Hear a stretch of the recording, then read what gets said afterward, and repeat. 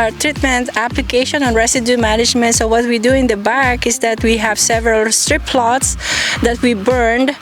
and several plots are under retained residue, and we're using a sweeper to remove some of the residue in the top of the bed and keep it in the furrow, allowing those cut canes, the ratoon crops, to grow pretty well without any disturbance or any kind of issues coming from the excessive residue from the previous harvest. We make sure that we don't have contamination, so we have tractors that have water preventing from the movement of fire from one plot to another,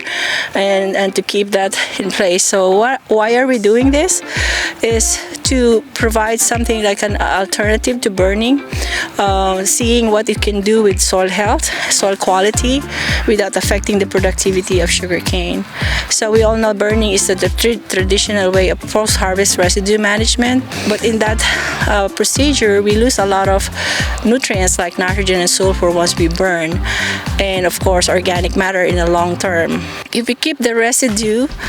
that also means we're keeping this nutrient that we're supposed to lose when we burn the residue, but at the same time keeping some organic materials that will help the soil restore health and increase organic matter content and overall soil physical attributes that is very favorable for root growth and development of the crop. We also look into the water that we collect every time we have rainfall that triggers runoff, and that help us determine whether retaining residue also prevent that runoff losses and sediment losses that may contain nutrients in it. So those water samples, we measure that, and